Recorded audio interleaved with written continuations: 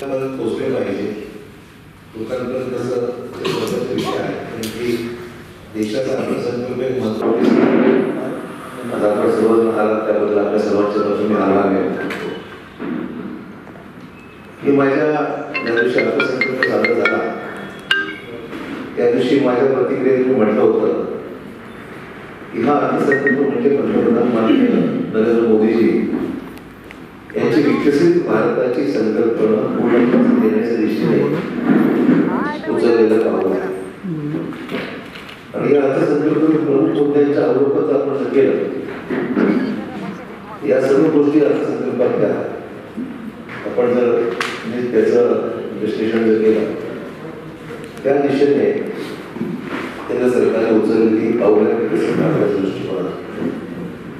त्यामुळे हा अर्थसंकल्प सर्वसमावेशक आहे, विकासाची हमी आणि समाजातील प्रत्येक घटकाला लाभ सुनिश्चित करत विकसित भारताचा मार्ग सुकर करण्याच्या दृष्टीने उचललेले पाऊल आहे.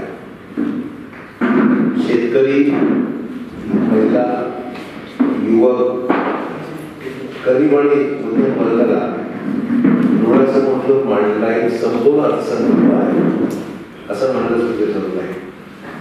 यामध्ये शिक्षणाच्या सुविधा, रोजगार निर्मिती, कौशल्य विकास, सूक्ष्म लघु व मध्यम उद्योग म्हणजे MSME या उद्योगावर लक्ष केंद्रित करण्यात आलं आहे. या अर्थसंकल्पाचे ठळक वैशिष्ट्य आहे तरतुदी अटींबद्दल वर्तमानपत्रामध्ये विस्तृत उहापोह झालेला आहे. त्यामुळे मी आकडेवारीच्या तुला जाणार नाही किंवा घोषित करण्याच्या याकडे करणार नाही. मात्र काही बाजू मला आपल्या निरसनास मुद्दाम आणून द्यायचे आहे.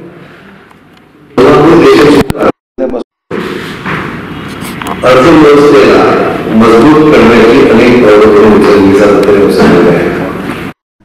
जगातील सर्वात सशक्त व सर्वोत्तम अर्थव्यवस्थांमध्ये आज भारताचा समावेश हा होऊ लागलेला आहे.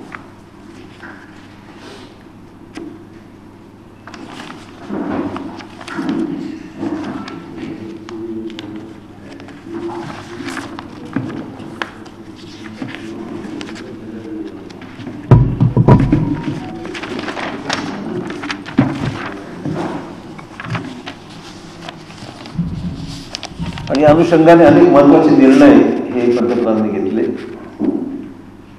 सुधारणा केल्या, कायदे नव्याने केले किंवा जुने कायदे हे नवीन करण्यात आले. जे सगळ्या जुन्या कार्यपद्धतीला बदल करण्यात आला आणि क्लिष्टता त्यातली जी कायद्यातली आहे ती कमी करण्याच्या दृष्टिकोनातून GST अर्थात वस्तू व सेवा कर सुद्धा लागू केलेला आहे. भारत देश आज इतिहासातील एक निर्णायक टप्प्यावर आपण उभा आहोत. जगातील 5वी सर्वात मोठी आणि सर्वात वेगाने वाढणारी आपल्या देशाची अर्थव्यवस्था आहे. देशाची अर्थव्यवस्था $5 ट्रिलियन करण्यासाठी आणि जगातील तिसरी अर्थव्यवस्था करण्यासाठी त्या दृष्टीने वेगवान हालचाली या सुरू करण्यात आलेल्या आहेत. मागील 10 वर्षात भारतात डिजिटल पायाभूत सुविधांच्या झपाट्याने विस्तार झालेला आहे. भारताच्या डिजिटल क्रांतीने ई-कॉमर्स वाढवून नवीन संधी निर्माण केलेल्या आहे. भारत हे चीनप्रमाणे जागतिक उत्पादन केंद्र व्हावे हे पंतप्रधानांचे लक्ष्य आहे आणि त्यासाठी केंद्र सरकारने पायाभूत सुविधांमध्ये मोठी गुंतवणूक केलेली आहे.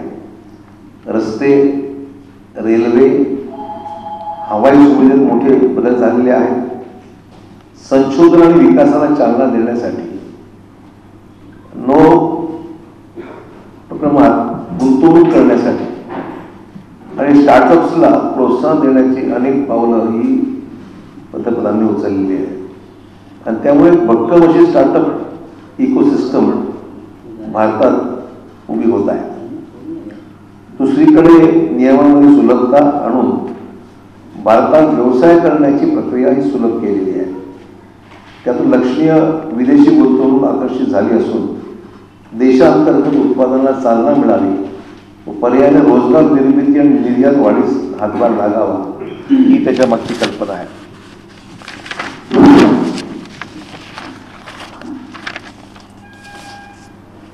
बदलत्या अर्थव्यवस्थेच्या गरजा पूर्ण करण्यासाठी आवश्यक कौशल्यासह कामगारांना सुसज्ज करणंही महत्त्वाचं आहे. त्यासाठी कौशल्य विकासाचा एक व्यापक व सुनियोजित कार्यक्रम हा देशामध्ये हाती घेण्यात आलेला आहे. पंतप्रधानांनी नेहमीच अंत्योदयाला प्राधान्य दिलेले आहे. सामाजिक कल्याणावर लक्ष केंद्रित केलेलं आहे. त्यासाठी गरिबी दूर करणे, आरोग्यसेवा सुधारणे, वंचितांना शिक्षण देणे आदी उद्देशाने सरकारने विविध सामाजिक कल्याण योजना राबवलेल्या आहेत. या उपक्रमामुळे राहणीमान सुधारण्यास मदत झाली आहे.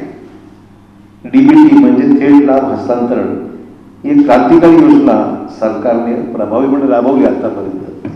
आणि सरकारी अनुदान थेट लोकांपर्यंत त्यांच्या बँक खात्यामध्ये हस्तांतरित करण्यास मागील 10 वर्षात आपण मोठे लक्ष प्राप्त केलेले आहे. डायरेक्ट लोकांच्या अकाउंटला पैसे चाललेले आहेत.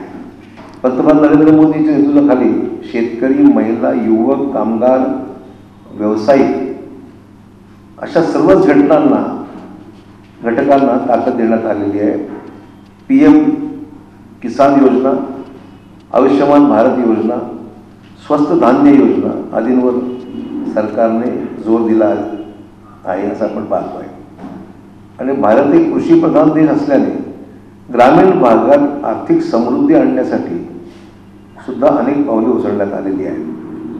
पूर्वी राज्य सरकारांना 30 लाख कोटी मिळायचे ते आज तिप्पट होऊन अधिक झालेलं आहे. स्थानिक विकासासाठी पूर्वी 70,000 कोटी दिले जायचे, आता 4 पटीहून अधिक त्यात पैसा मिळत आहे. आणि गरिबांच्या घरासाठी खर्च होणारी रक्कम सुद्धा चौपटीने वाढवण्यात आलेली आहे. म्हणजे या सगळ्या निर्णयामध्ये आपण फार आर्थिक तरतुदी सुद्धा दुप्पट चौपट हे करण्यात आलेल्या आहेत. त्यामुळे अर्थव्यवस्थेतील या सुधारणा करणं शक्य झाले कारण देशाने सलग 3 वेळा मोदी साहेबांना त्यांच्या नेतृत्वावर विश्वास ठेवून केंद्र सरकार स्थापन करण्यास संधी दिली. देशामध्ये पंडित जवाहरलाल नेहरू यांच्यानंतर आज आपण पाहतोय की मोदी साहेब आज देशाचे 3ऱ्यांदा सलग पंतप्रधान म्हणून आज तिथे देशामध्ये त्यांनी सरकार स्थापित केलेलं आहे.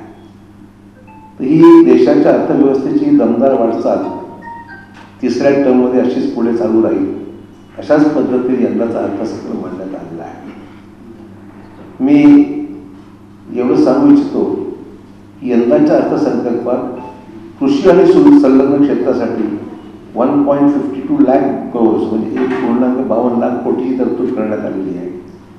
तेलबियांच्या उत्पादनात देशाला आत्मनिर्भर करण्यासाठी धोरण या अर्थसंकल्पात प्रतिबिंबित होत आहे. भाजीपाल्याला सुद्धा मागणी असलेल्या बाजार क्षेत्रानजदीक मोठ्या प्रमाणावर भाजीपाला उत्पादनासाठी क्लस्टर्स विकसित करण्यासाठी घोषणा करण्यात आलेली आहे. महिला आणि मुलींच्या कल्याणासाठी असलेल्या योजनांवर सुमारे 3 लाख कोटीहून अधिक रक्कम खर्च केली जाणार आहे. एकूण श्रमशक्तीमध्ये महिलांची भागीदारी वाढवण्यासाठी अनेक चांगले निर्णय घेण्यात आलेले आहेत. सोन्या चांदीवरील सीमाशुल्क सुद्धा 15% 6% केल्याने दागिने सुद्धा स्वस्त होणार आहे. शिक्षण, रोजगार आणि कौशल्य विकासासाठी सुमारे 1.5 लाख कोटीची तरतूद केंद्रीय अर्थमंत्र्यांनी प्रस्तावित केलेली आहे. सुमारे 2 लाख कोटी रुपये खर्चाच्या 5 योजना अंतर्गत पुढील 5 वर्षांमध्ये 4 कोटीहून अधिक रोजगार निर्मिती केली जाणार आहे. देशांतर्गत उच्च शिक्षणासाठी 10 लाख रुपयापर्यंत शैक्षणिक कर्ज आणि मुद्रा कर्जाची मर्यादा 10 लाखाहून 20 लाखपर्यंत करण्याच्या घोषणामुळे तरुणांना त्याचा अधिक लाभ होणार आहे.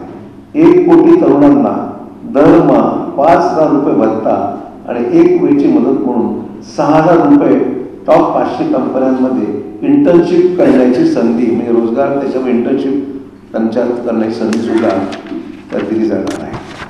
त्यामुळे या सगळ्या नवीन उपक्रमामध्ये देशामध्ये सर्व घटकांचा समावेश त्याच्यामध्ये करण्यात आलेला आहे. महागाई दर नियंत्रणात आणि स्थिर असल्याचे केंद्रीय अर्थमंत्र्यांनी सांगितले. नागरिकांच्या बचतीत वाढ होईल असाही निर्णय त्यांनी प्रस्तावित केले आहे. मोफत विजेसाठी सूर्यघर योजना देण्यात आलेली आहे. आयकराच्या रचनेतील बदलामुळे सर्वसामान्य करदात्यांची मोठी बचत होणार आहे. कर्मचाऱ्यांसाठी वजावट मर्यादा 50,000हून 75,000 स्टँडर्ड डिडक्शन दिलं आपण म्हणतो, ते 50,000हून 75,000. तर कौटुंबिक पेन्शनरसाठी 15,000हून 25,000 रुपये गेल्याने त्याचा अधिक पैसा ही सामान्य नोकरदार वर्गाला उपलब्ध होणार आहे. पायाभूत सुविधांमध्ये दिलेल्या रक्कम पाठबळ, गृहनिर्माण व ग्रामीण रस्त्यासाठी निर्णय, विदेशी कंपन्यांचा कर रचनेत पूरक बदल करून विदेशी गुंतवणुकीला अधिक चालना देण्याचा प्रयत्न हा करण्यात येईल आणि सर्व समाज घटकांच्या अपेक्षा ओळखून त्याची पूर्तता करण्यावर निश्चित जोर दिला जाईल. त्यामुळे या सर्व गोष्टीचा मुद्दा उल्लेख केलेला आहे. त्याचबरोबर रेल्वेच्या संदर्भामध्ये भारतीय रेल्वेला जागतिक दर्जाचा बनवण्यावर विशेष भर देण्यात आलेला आहे. रेल्वे सुरक्षेशी संबंधित उपक्रमांसाठी लक्ष्य निधी देण्यात आलेला आहे. रेल्वेसाठी 2,62,200 कोटी रुपयांची विक्रमी भांडवली खर्चाची तरतूद आहे. 24-25 मध्ये रेल्वेसाठीचे एकूण अर्थसंकल्पीय सहाय्य 2,52,200 कोटी रुपये इतके करण्यात आलेले आहे. 23-24 मध्ये एकूण अर्थसंकल्पीय सहाय्य 2,40,200 कोटी होते, तर 13-14 मध्ये ते केवळ 28,174 कोटी होते. म्हणजे आता अर्थसंकल्पीय सहाय्य सुद्धा रेल्वे विभागाला 2,40,200 कोटी झालेलं आहे, जे 14 मध्ये 28,000 होतं. 14-15 रेल्वेची माल वाहतूक 1,095 मेट्रिक टन होती, ती 23-24 मध्ये आता 1,588 मेट्रिक टन माल वाहतूक करण्यात आलेली आहे. पायाभूत सुविधांमध्ये 10 वर्षात मोठी प्रगती. 31,180 किलोमीटर लांबीचे रेल्वे ट्रॅक हे सेवेत दाखल झालेले आहे. म्हणजे आतापर्यंत 10 वर्षाच्या कालावधीमध्ये 31,180 किलोमीटर लांबीचे रेल्वे ट्रॅक हे सेवेत आलेले आहे. आणि नवीन रेल्वे ट्रॅक टाकण्याचा वेग 14-15 मध्ये जो होता तो 4 किलोमीटर होता प्रति दिवसाला. आता तो 23-24 मध्ये 14.54 किलोमीटर इतका झाला आहे. म्हणजे तो सुरुवातीला जो 4 किलोमीटर होता तो आता 14 किलोमीटर झाला आहे. आणि 10 वर्षात 41,655 किलोमीटरच्या मार्गाचे विद्युतीकरण केले गेलेलं आहे. 2014 पर्यंत ते केवळ 21,413, दुप्पट झालं आहे. 21,413 वरून 41,755 करण्यात आला आहे.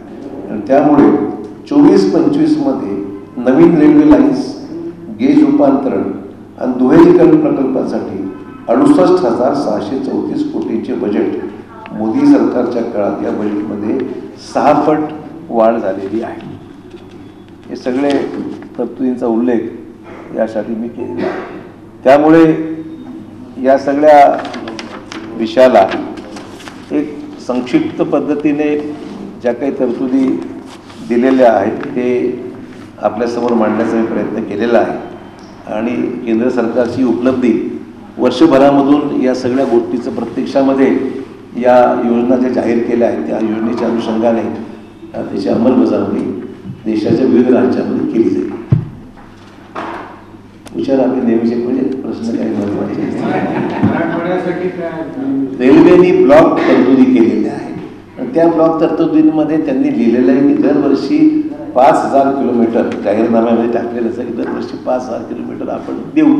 त्याच्या महाराष्ट्रात नक्की न्याय मिळेल कारण ही ब्लॉक तरतूद आहे. आता जे काही वाचलं तुम्हाला रेल्वेने किती किलोमीटर घ्यायचे किंवा किती पैसे आहेत तर ते 2 लाखाच्या वर दाखवलेले आहेत. तेव्हा महाराष्ट्राला काही ना काही नक्कीच मिळेल.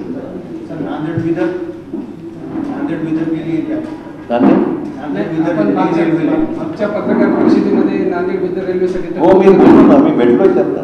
असं आहे आता त्यांनी आता काय झालंय की दोन्ही अर्थसंकल्प एकत्र येतात. अगोदर रेल्वेचा अर्थसंकल्प वेगळा यायचा आणि तिथे रेल्वेचा वेगळा यायचा. आता काही वर्षापासून ते एकत्र करण्याचं काम झालेलं आहे.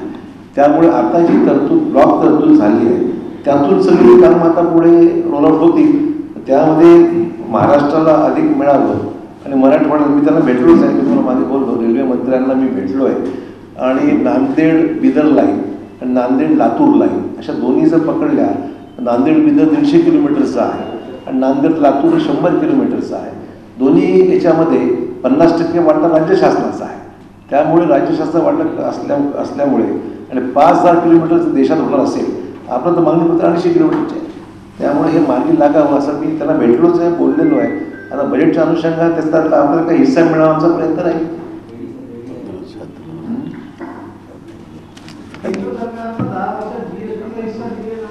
काय म्हणताय?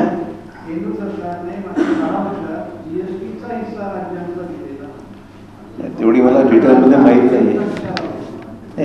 राज्याचा जो हिस्सा तो मिळाला पाहिजे, किती मिळाला तो आकडेवारी ते माझ्याकडे नाही, त्याच्यामुळे मी काही याच्यासाठी. आणि दुसरा महत्त्वाचा असा आहे, महाराष्ट्रातल्या वाढवण बंदरासाठी केंद्र सरकारने 76,000 कोटी रुपये महाराष्ट्राला दिले. म्हणजे वाढवण बंदर जे कोकणामध्ये असतात ते आहे. बाकी मग केंद्रीय वाणिज्य मंत्री पियुष गोयल यांनी जाहीर केले आहे की केंद्रीय अर्थसंकल्पामध्ये भारतात 12 इंडस्ट्रियल पार्क उभारले जाणार आहे, त्यात महाराष्ट्र सुद्धा असेल. त्यामुळे तो एक मत, त्याच्यामध्ये रोजगार निर्मितीचं मोठं काम त्याच्यामध्ये होईल. वाढवण बंदर आणि इंडस्ट्रियल पार्क हे दोन त्यातली महत्त्वाची उपलब्धी ही जाहीर केली आहे. चांगलं आहे ना. आंध्र प्रदेश हे घटक पक्ष म्हणून केंद्र सरकारमध्ये सामील झाले आहेत. मग ते आंध्र असो किंवा बिहार असो, या दोन स्वाभाविक आहे की ते आज समर्थन देणारे दोन महत्त्वाचे घटक पक्ष काय म्हणताय?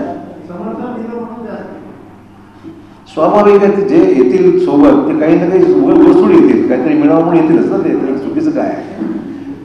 सर, काही दिवसापूर्वी बाळासाहेब आंबेडकरांनी असं म्हटलं की जे नामांतराचा पिरियड होता तशी अवस्था आता महाराष्ट्रात होईल. आणि लगे पाठोपाठ शरद पवारांनी सुद्धा असंच बोललेलं आहे की परिस्थिती चिघळत जाणार आहे. आणि हे सगळ्यांचं बोलणं आहे फडणवीसांकडे. एकंदरीत भाजपा हा परिस्थिती निर्माण असं त्यांचं म्हणणं. असं विधान कुठल्याही राजकीय पक्षाने करणं हे अतिशय दुर्दैवी बाब आहे असं मला स्पष्ट म्हणणं आहे. महाराष्ट्राची कायदा सुव्यवस्था राखणं हे सर्वांचंच काम आहे.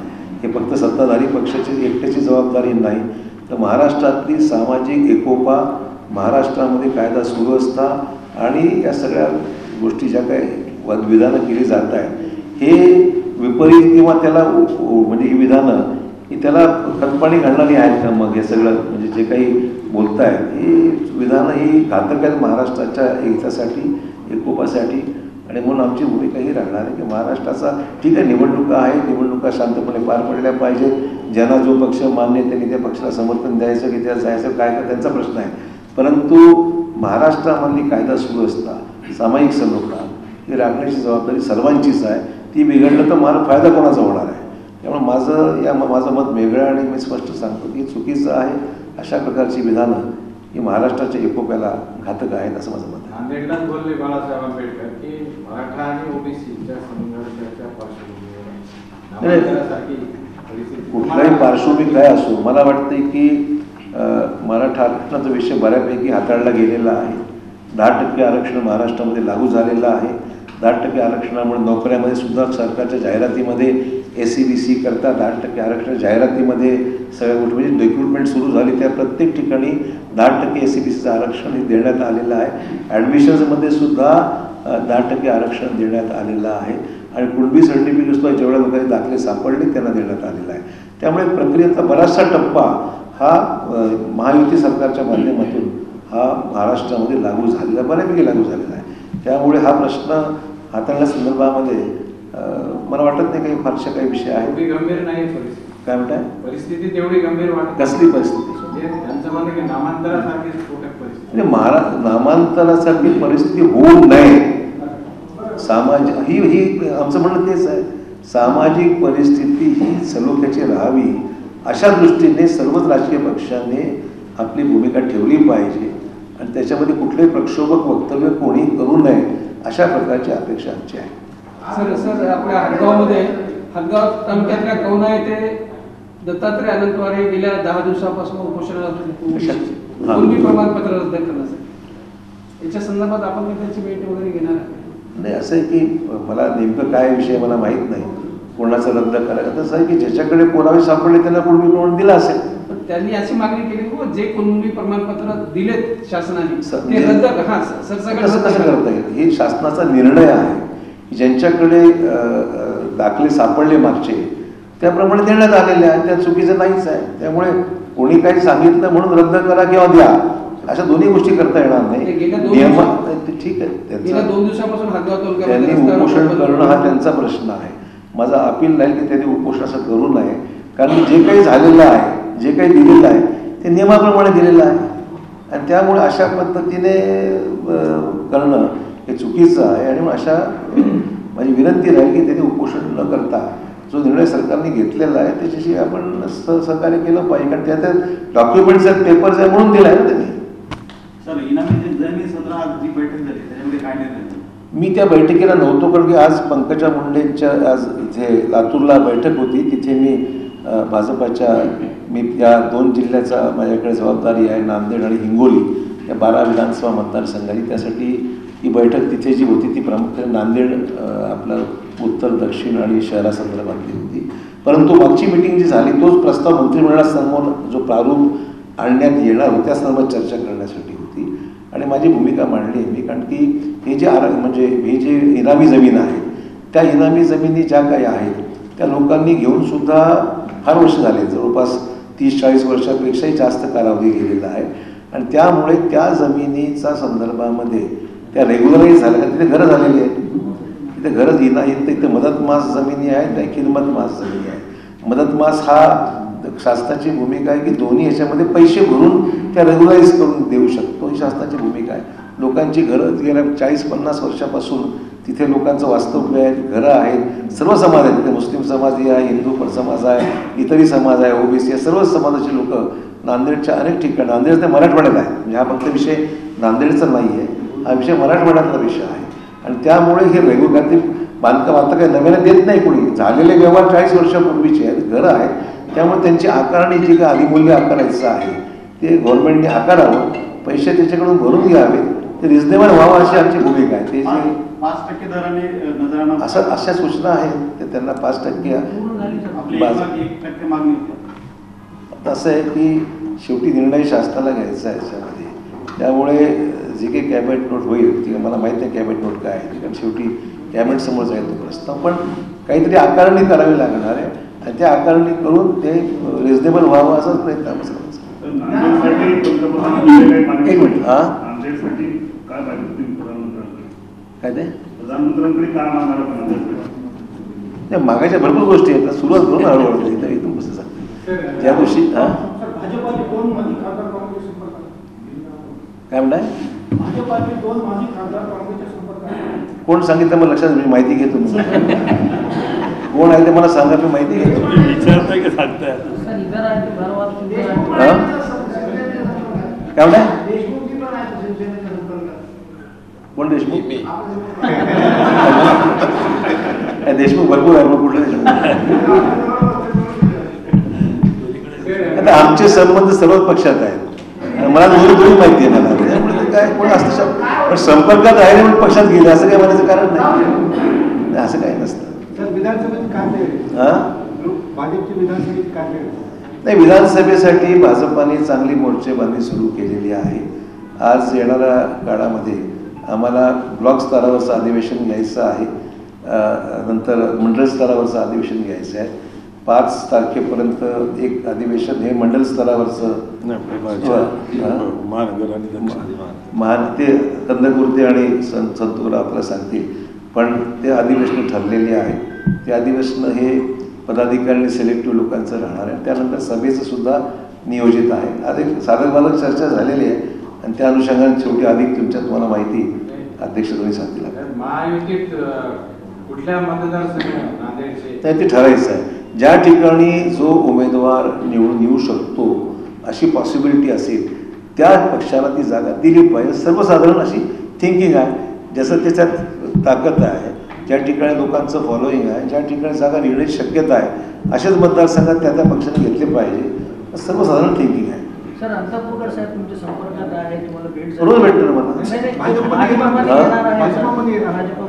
असं काही चर्चा नाही झाली. अंतापूरकर म्हणजे जुनेच, त्यांना बाय इलेक्शन मध्ये निवडून आणल्यानंतर मीच होतो ना, त्यामुळे ते मी त्यांना नेहमी भेटतो, ते मला नेहमी भेटत. पक्ष घेण्यासाठी चर्चा काही नाही. सर, वो बीजेपी में आए तो देगलूर से टिकट देंगे क्या?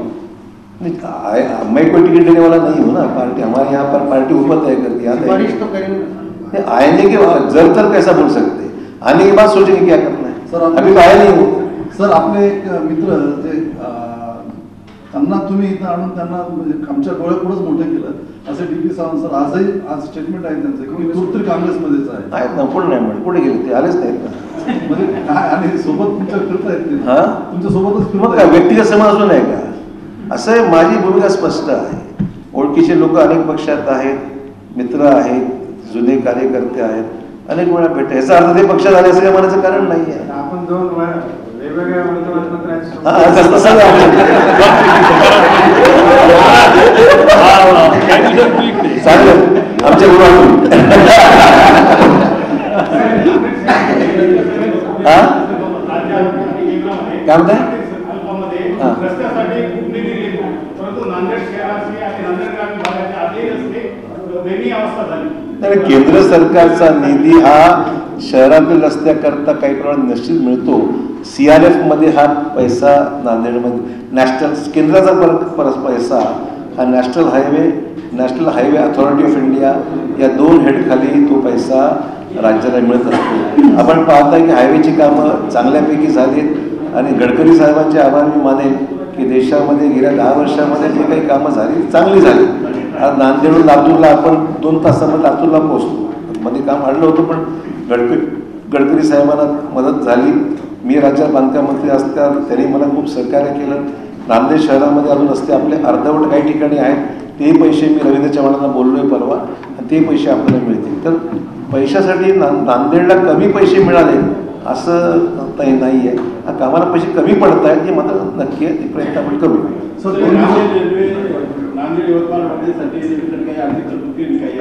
नाही असं आहे, नांदेड यवतमाळ हे ऑनगोईंग काम आहे. नांदेड यवतमाळचं जे काम आहे ऑनगोईंग काम आहे, त्यामुळे निश्चित कालावधीमध्ये त्यांना पूर्ण करावंच लागणार आहे. म्हणून मी सांगितलं रेल्वेने जी ब्लॉक तरतूद केलेली आहे त्यामध्ये आमची भूमिका खासदार आता अशी राहणार आहे. नांदेड बिदर असो हे नवीन मार्ग आहे, नांदेड लातूर असो हाही नवीन मार्ग आहे. 50% निधी राज्य शासन देणार आहे आणि नांदेड ते यवतमाळ वर्धा लाईन जी आपली आहे ते जुनी मंजूर असलेलं त्याचं काम बऱ्याच ठिकाणी झालं आहे. मग त्याला सुद्धा गती देण्याकरता अधिक पैसा घ्यावा लागणार आहे आणि पाठपुरावा करू देच. सर नांदेडची परिस्थिती पाहता संकल्पना गाजराचा हलवा असं सभागृहामध्ये म्हणले काय म्हणताय? राहुल गांधी यांनी केंद्रीय अर्थसंकल्पाला गाजराचा हलवा सभागृहात स्वाभाविक विरोधी पक्षाने आमची प्रशंसा करू असं करणं आम्ही म्हणायचं दिसतं तेव्हा तिकडे असताना आम्ही ठराविक लोकांना वाढला गेलेला आहे. तसं काही म्हणता येणार नाही. विरोधी पक्षाचं कामच असतं ना सरकारवर टीका करणं, त्यावेळेस करतात. नांदेड उत्तर काय म्हणताय?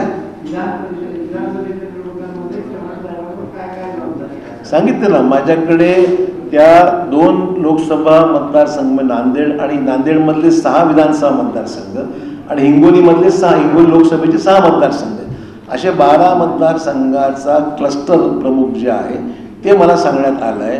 क्लस्टर प्रमुख या नात्याने नांदेडची आमची शहराची बैठक ही झालेलीच परवा. भोकरच्याही 3 तालुक्याची मिटिंग म्हणजे मंडळांची मिटिंग ती झालेली आहे आणि काही दिवसानंतर मी हे बाकीचे जे मतदारसंघ राहिले त्याही ठिकाणी जाणार आहे आणि कार्यकर्ते जे आहेत त्यांना भेटून त्यांचं मनोगत मी समजून घेणार आहे. केंद्र सरकारच्या जल जीवन योजनेचा आपण आढावा हो. घेतला, डीपीडीसी मध्ये सुद्धा चर्चा झाली. हा. काय परिस्थिती नाही, आहे? तक्रारी आहेत ना, म्हणून तर मागे लागलो त्याच्यामध्ये. एखादी गोष्ट मागे लागली लागतो मागे. त्याच्यामुळे मी जल जीवन मिशनच्या कामासंदर्भात मी 2-3 गोष्टी केल्या. कामाची प्रत्यक्ष पाहणी केली. कामाची प्रत्यक्ष पाहणी केली असता ती कामं पूर्णत्वास गेलेली नाही, ती वस्तुस्थिती आहे, ती गेली पाहिजे हा माझा प्रयत्न आहे. केंद्र भोकरचं रोज असतं आमचं.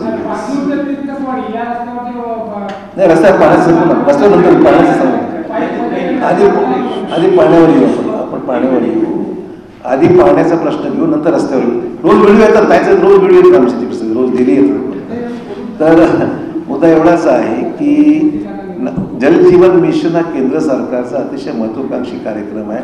संपूर्ण महाराष्ट्रात राबवला जात आहेत. अनेक ठिकाणी प्रॉब्लेम आहेत कारण की कामं जी दिलेली आहेत ती गतीने पूर्ण व्हावीत हा आमचा प्रयत्न आहे. ज्या गतीने व्हायला पाहिजे त्यात थोडंसं कमतरता आहे. जिल्हा परिषद ही त्याची नोडल एजन्सी आहे ते सर्व कामाच्या अंमलबजावणीसाठी आणि म्हणून मी इथे सीओच्या स्तरावर बैठका घेतल्या. अजित पवार वित्तमंत्री आहेत, त्यांच्या उपस्थितीमध्ये सचिवांची बैठक VC वर मी स्वतः घेतली आणि त्यांना पॉइंट आउट केलं की हे असे असे विषय आहेत. सचिव त्या मिटिंगला होते, तिथून त्यांच्याकडे मदत जी काय पाहिजे अपेक्षित आहे ते आपल्याला मदत करतायत. की परवा राज्यसभेमध्ये हा प्रश्न आला असताना मी त्या ठिकाणी उठून या सगळे तिथे विशद केली जी काय परिस्थिती आहे. आणि त्याचे जे मंत्री CR पाटील यांनी सुद्धा टास्क फोर्स आहे ते जे लक्ष घालतो असं त्यांनी सांगितलंय. पैशाची कमतरता नाही हेही मला सांगण्यात आलेलं आहे. त्यामुळे काम पूर्णत्वास आता 70-80% कामं झालेली आहेत, 22% शिल्लक आहेत. ती कामं लवकर पूर्ण करायची आहेत. कारण पाण्याचा प्रश्न आपल्या जिल्ह्यात काही तालुक्यांमध्ये आहे आणि त्यामुळे हा प्रश्न मार्गी लागावा हा माझा प्रामाणिक प्रयत्न आहे. त्या दृष्टी आपण करतोय. मागे तुम्ही रस्त्याच काय बोलला सर? याला एक छोटा प्रश्न भोकर विभागातील जलजीवन मिशनचे जे एक मिनिट पाणी पुरवठा उपअभियंता आहे, यांना एकतर्फी आजच सीओनी रिलीव्ह केले. उपअभियंता नाही, कार्यकारी अभियंता. उपअभियंता नाही, कार्यकारी केला ना, त्याची बदली करण्यात. उपअभियंताच आहे, मूळ उपअभियंताच आहे, ते मला माहित नाही. अमोल पाटील नावाचे जे अभियंता आहेत हे कार्यकारी अभियंता आहे. नाही सर, अमोल पाटलाचा प्रश्न नाही, माझा भोकर डिव्हिजनचे जे SR भागानगरी आहे मला माहिती यांना कार्यमुक्त केलं असेल. एकतर्फी कामाचा जो काही आवाका आहे ती कामं ठरल्याप्रमाणे जर होत नसतील तर कारवाई केली पाहिजे. मला त्याची कल्पना नाही. सीओनी केली असेल तर ठीक आहे. जलजीवनच्या विभागीय स्तरावर 2 चौकशा झाल्या, त्याचा अहवाल आता काही म्हणजे पुढे आला नाही. मला त्यात काही स्वारस्य नाही. माझा मुद्दा एवढाच मर्यादित आहे, जी कामं हाती घेण्यात आलेली आहेत ती पूर्ण झाली पाहिजेत. काही ठिकाणी झालेली आहेत, काही ठिकाणी पाणी सुरू झालेलं आहे, पण काही ठिकाणी कामं थोडेसे अर्धवट आहे, ते पूर्ण करायचे. हा माझा विषय आहे आणि तो पाठपुरावा मी करतोय, ते होईल काम पूर्ण. सर, काल जिल्हाधिकारी कार्यालय मागे त्याला विचारत जातो. हा बोला. इस बजट में भी माइनॉरिटी डिपार्टमेंट के जो है 2000 करोड़ रुपए कम कर दिए गए. पिछली बार 5000 रुपए था, आज बार 3000 रुपए कर दिए सर. मुझे बजट में कितने कम किए इसका मेरे पास कोई मालूमात नहीं है, पर अगली बार मैं मालूमात को सेंट्रल गवर्नमेंट की बात कर रहे हैं. हाँ, नहीं मुझे कोई इसमें पता नहीं, पता लगा है.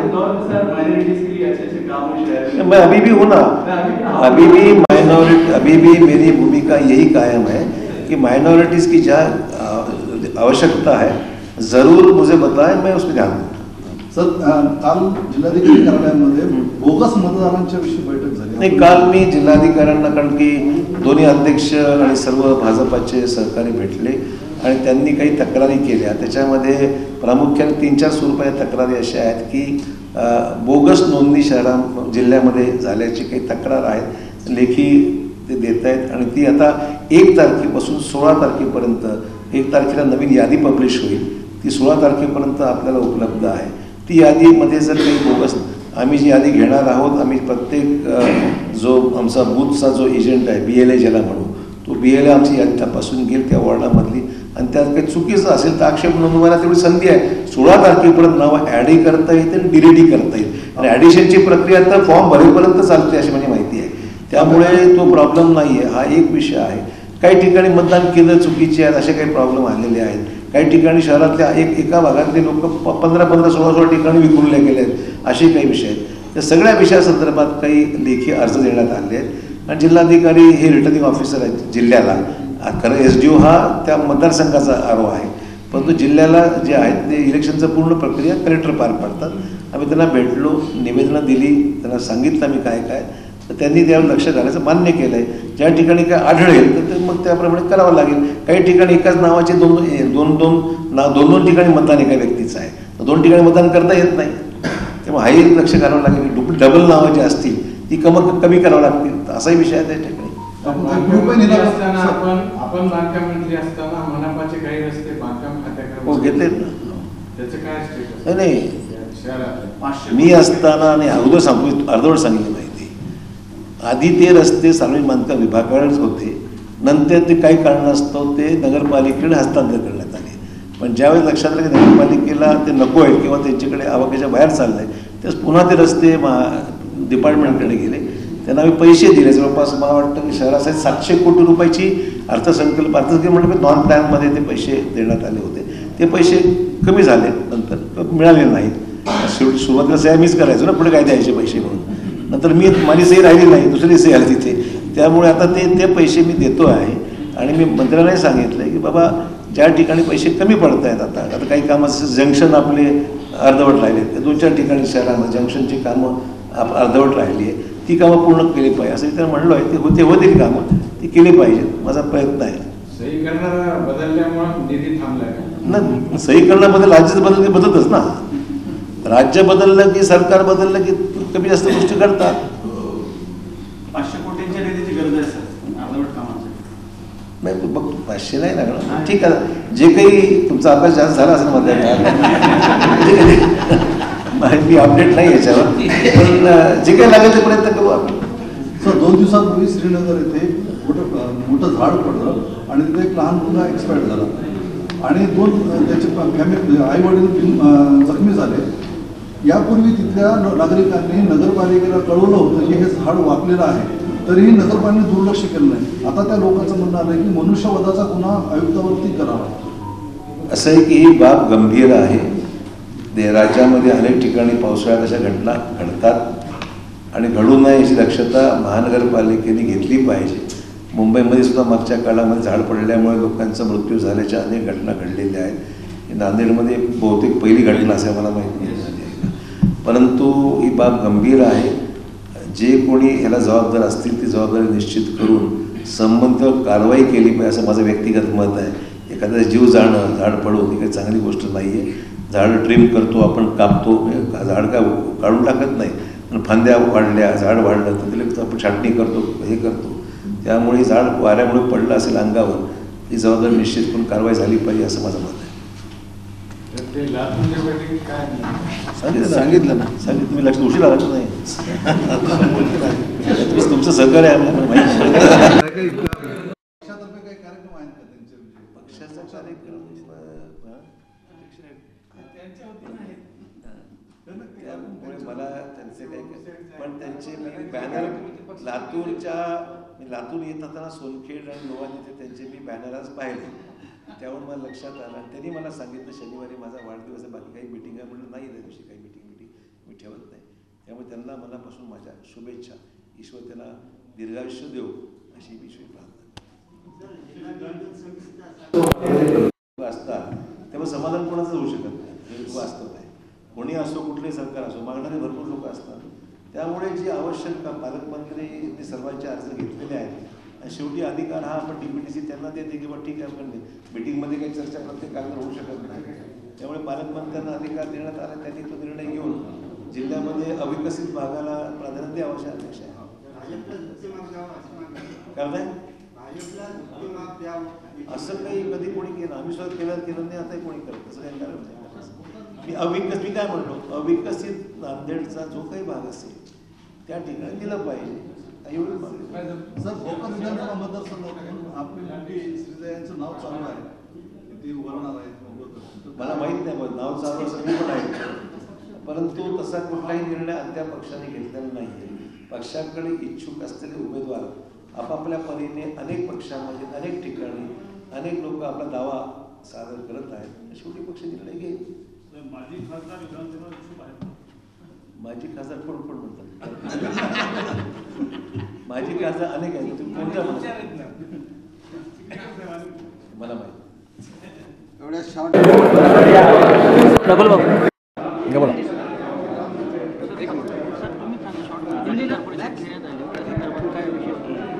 केंद्रीय अर्थसंकल्प जो निर्मला सीतारामन देशाच्या वित्तमंत्र्यांनी सादर केला, त्या संदर्भामध्ये जनतेपर्यंत माहिती जावी आणि त्यातले जे महत्त्वाचे निर्णय घेण्यात आलेले आहेत त्या संदर्भामध्ये लोकांपर्यंत अधिक माहिती जावी या भूमिकेतून आज पत्रकार परिषद घेण्यात आलेली आहे.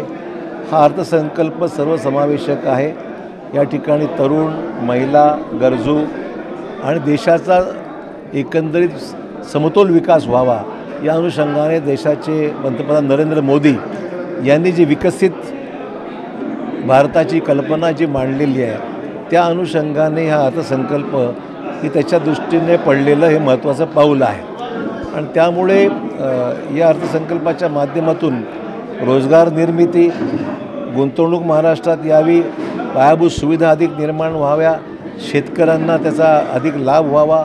त्याच्यामध्ये आपण पाहाल की सपोर्ट प्राईससुद्धा अनेक ठिकाणी केंद्र सरकारने नुकती वाढवलेली आहे, त्याचाही बेनिफिट शेतकऱ्यांना व्हावा, अशा अनेक तरतुदी करण्यात आल्या आहेत. तरुणांना त्या ठिकाणी इंटर्नशिपसाठी सुद्धा पैसे देण्यात आले आहेत. त्याला ट्रेनिंग देण्याच्या बाबतीत 6,000 ते 10,000 रुपये महिला देण्याची तरतूद करण्यात आलेली आहे.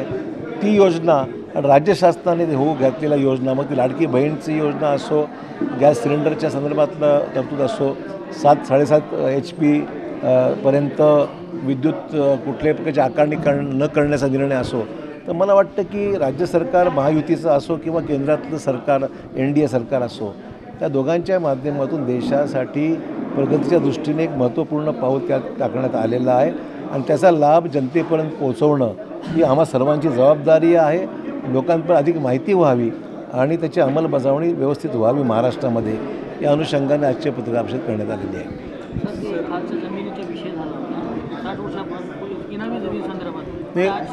नांदेडच नव्हे तर संपूर्ण मराठवाड्यामध्ये मदतमात आणि खिदमतमास पद्धतीची जमिनी आहेत की ज्या जमिनीवर गेल्या 30-40 वर्षापासून लोकांचं वास्तव्य आहे. त्यामुळे त्या जमिनीत झालेले व्यवहार हे नियमित व्हावे, कारण त्या लोकांना परवानगी, बांधकामाची परवानगी मिळत नाही, खरेदी विक्रीचे व्यवहार होऊ शकत नाहीत. अशा प्रकारचा प्रश्न नांदेड जिल्ह्यामध्ये निर्माण झाला होता आणि त्या अनुषंगाने आम्ही मुख्यमंत्र्यांना, महसूल मंत्र्यांना, उपमुख्यमंत्र्यांना विनंती केली होती की रेग्युलराईज झालं पाहिजे, काय आकारणी करायची ते पैसे आपण आकारा, पण निर्णय घ्या. त्यामुळे आज त्याच्यावर चर्चा साधक झालेली आहे आणि तशा प्रकारचा मंत्रिमंडळाचा प्रस्ताव हा मंजूर झाला असं अपेक्षित आहे. साहेब, महसूल मंत्री राधाकृष्ण विखे पाटील यांनी सर्वसामान्य नागरिकांना आणि घरकुल लाभधारकांना रेती माफक दरामध्ये मिळावी यासाठी नवीन GR काढला आहे, पण तसं न होता देगलूर बिलोली तालुक्यातील रेती ही तेलंगणा, कर्नाटक, कोल्हापूर, लातूर या जिल्ह्यामध्ये जात आहे. याकडे प्रशासनाने दुर्लक्ष केलं आहे, काय व्हायचं? आम्ही त्याच्यामध्ये लक्ष देऊ आणि अशा प्रकारचे गैरप्रकार जर होत असतील तर जिल्हाधिकाऱ्यांना सांगून त्याला प्रतिबंध केला पाहिजे. रेती ही उपलब्ध झाली पाहिजे, शासनाचा महसूलसुद्धा बुडून नाही, हे महत्त्वाची बाब आहे आणि सर्वसामान्यांना योग्य भावामध्ये रेती मिळाली पाहिजे. जर ती इतर राज्यात जाऊन वारेमाप पैसे कमवण्याचं काम जर कोणी करत असेल आणि बेकायदेशीरपणे जर कोणी याचा दुरुपयोग करत असेल तर त्याच्यावर कारवाई निश्चित केली पाहिजे.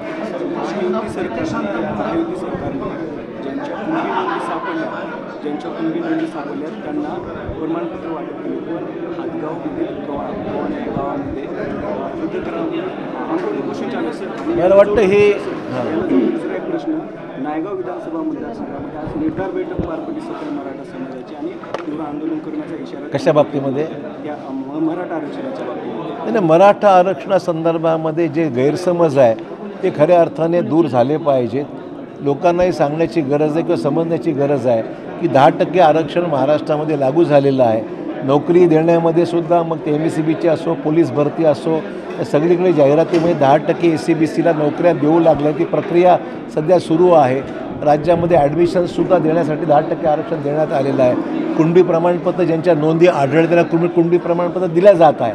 त्यामुळे आरक्षणासंदर्भामध्ये गैरसमज जो आहे तो दूर झाला पाहिजे आणि वास्तव लोकांना सांगण्याचं काम हे आपण सर्वांनी केलं पाहिजे. उलट चांगलं काम चाललं आहे आणि जो प्रलंबित प्रश्न आहे त्याचा पाठपुरावा केला पाहिजे. जलजीवन मिशनचं काम सर्वत्र राज्यामध्ये सुरू आहे, पण त्याला गती देऊन ज्या कामाला पूर्णत्वास नेणं महत्त्वाचं आहे. नांदेडमध्ये सुद्धा हे काम चालू आहे, परंतु त्याला पूर्णत्वास नेण्याकरता आपण अधिक गती देण्याची गरज आहे आणि म्हणून ही बाब मी उपमुख्यमंत्र्यांच्या निर्देश आणून दिली. राज्यसभेच्या प्रश्नाच्या माध्यमातून मी केंद्रीय मंत्र्यांना अवगत केलं आहे की ह्याला लक्ष देण्याची गरज आहे आणि त्या दृष्टीने केंद्राने लक्ष दिलं आहे आणि मला खात्री याची काय काम उर्वरित राहिलेलं आहे ते लवकर पूर्ण होईल. ठीक आहे ना, जर कामं होत नसतील तर कारवाई केली पाहिजे.